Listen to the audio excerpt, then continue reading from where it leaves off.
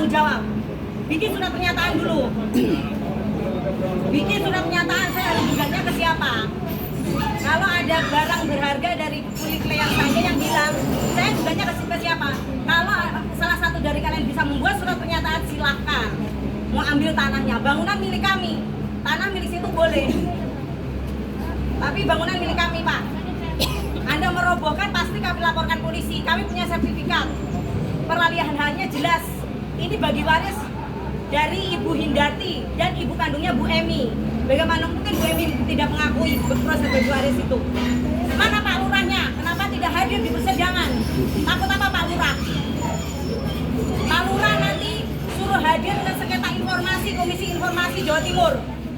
Kita lihat pertanggungjawaban dari Pak Lurah. Bagaimana mungkin PPAT Camat mengatakan dokumen transaksi peralihan haknya hilang? Bagaimana Camat kehilangan dokumen negara? Ini notarisnya Camat loh, nggak main-main loh. Jadi Lurah, Camat, BPN sekongkol.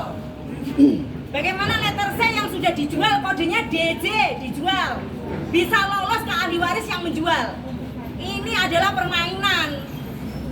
Harusnya kalau sudah kode DJ dijual, dicoret, berarti sudah terjual.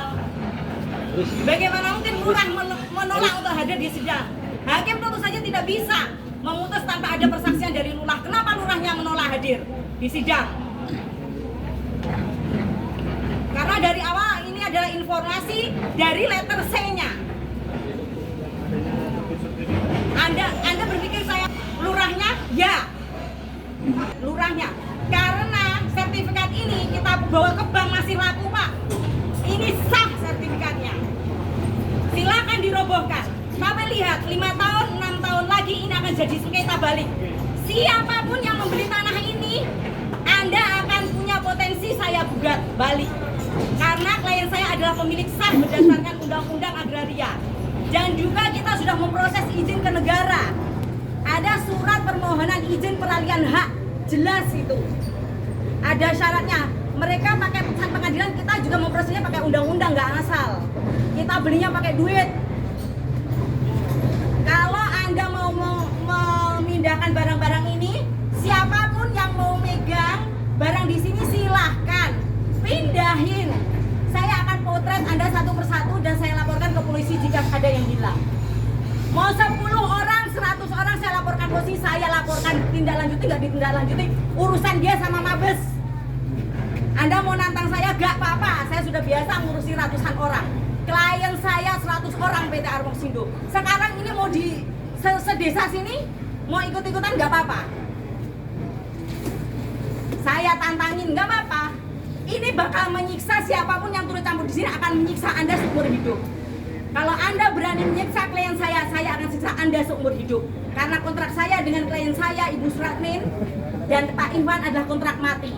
Tidak bisa dari salah satu dari kami membatalkan kontrak ini, kecuali kami sepakat berdua. Jadi kalaupun Bu Suratmin mencabut kuasanya, saya nggak mau, tidak akan bisa terjadi. Demikian juga kalau Pak Iwan mencabut kuasanya, saya nggak mau, tidak akan terjadi. Kalau saya mencabut kuasa, Pak Iwan nggak mau, tidak akan terjadi. Akan jadi kuasa seumur hidup. Berarti ini posisinya nggak mau pindah ya? Ya enggak lah Pak, mau dirobohkan dibawakan saja. Besok habis dirobohkan kita tetap tinggal di sini Pak. Gitu. Dan kami akan lapor polisi. Karena apa? Ini bangunan kami. Mereka lo tidak punya. Apa nenek moyang dia yang dia mengklaim ini punya nenek moyang dia? Apa nenek moyang dia ikut bangun? Ini bangunan lo ratusan juta miliaran lo Pak. Ini punya klien saya. Kalau mau ngobrol, situ beli bangunan kami berapa? Di situ cuma mau ngasih 30 juta apa-apaan, sama dikosin setahun 12 juta. Selama ini nggak ada tawaran-tawaran. Sorry ya, kandang anjing lebih mahal di Jakarta. Masa manusia dikoskan 12 juta per tahun? Ibu udah lama Bu ya di sini Bu ya? Kita akan tetap di sini Pak, nggak apa-apa, silahkan. Ambilkan aja gitu, asal jangan nyentuh kami. Kalau sampai ada lecet klien saya, urusannya ya polisi. Bukan urusan pengadilan dengan polisi, bukan. Siapapun perorangan yang saya perkara. Jadi kalau itu bulldozer berarti orang yang mengendalikan bulldozer yang saya proses. Anda ikut-ikutan nyawa Anda yang jadi taruhannya. Saya akan gugat Anda pribadi, bukan atas nama Emi. Jadi kalau Anda punya itikat baik membantu Emi, silahkan.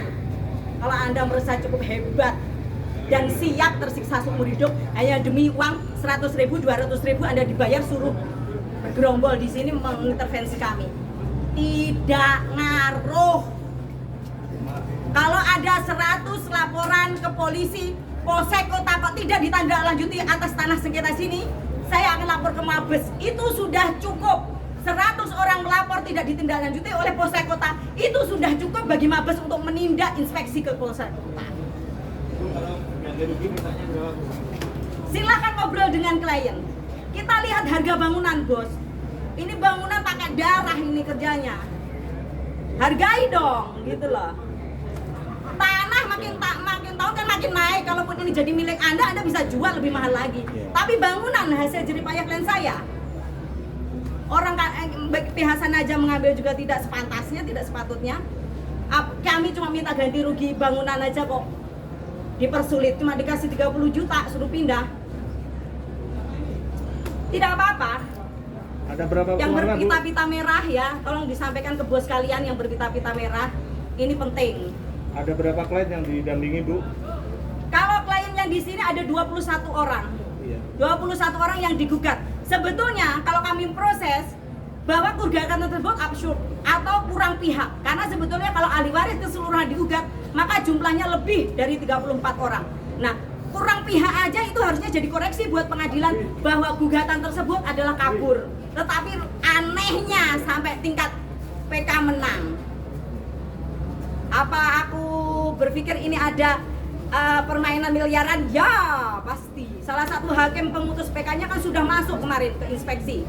Salah satu pemutus hukum hakim PA-nya kan sudah masuk, sudah diperiksa. Tinggal merambat aja ke hakim yang lain. Lainnya ada berapa sertifikat, Bu? Yang dipunyai berapa sertifikat lainnya? Kalau di sini totalnya 5. Kalau terkait mafia tanah, iyalah. Kalau desa terlibat pasti mafia tanah. Apa dasar yang dilakukan pihak pengeksekusi ini? Ya, kalau pengeksekusi kan hanya melaksanakan perintah, Pak, sesuai putusan pengadilan. Kalau kami kan masih menyengketakan ini di Komisi Informasi. Kita masih ingin membuka warkah sesuai dengan bagaimana laporan dari BPN. Ketika BPN bisa mempertanggungjawabkan informasinya dan betul sertifikat kami sah, selesai, maka kami akan petunkan atas dasar apa? Penipuan. Karena apa? Lurah, camat, BPN menipu kami. Mereka bilang produknya sah, tetapi di belakang ternyata kami digusur. Jadi dasarnya Pengadilan bilang kami tidak sah memiliki, BPN bilang kami sah memiliki. Berarti BPN menipu kami, termasuk lurahnya dan camatnya. Selesai, pasti ada yang salah, Pak. Dan yang jelas bukan klien saya. Setiap kesalahan dan kejahatan. Sertifikat ini dari sini dari tahun 1988. Sebelah lagi di belakang dari tahun 96. Sebagian malah lebih tua lagi dari sebelum tahun 1986. Itu ada sertifikat pertama loh. Ini sertifikat pertama loh. Jadi sebelum penyertifikatan pemiliknya adalah asli. Jadi proses bagi waris lalu baru dibalik namakan atas nama ahli waris salah satu. Nah, Ibu Emi ini ahli waris salah satu. Jadi Ibu Emi ini yang gugat itu adalah ponakannya yang digugat. Yang digugat sudah meninggal. Jadi Pak Zainal itu adalah istilahnya paman dari pernikahan, bukan paman aslinya dari Bu Emi. Jadi berani gugatnya ya setelah meninggalnya para pihak. Bu, siapa namanya, Bu? Ya? Namanya siapa, Bu? Oh, saya Fatmah. Fatmah dari Saya kuasa hukum 21 orang yang untuk kontrak untuk tanda tangan kuasa gugat perlawanan eksekusi.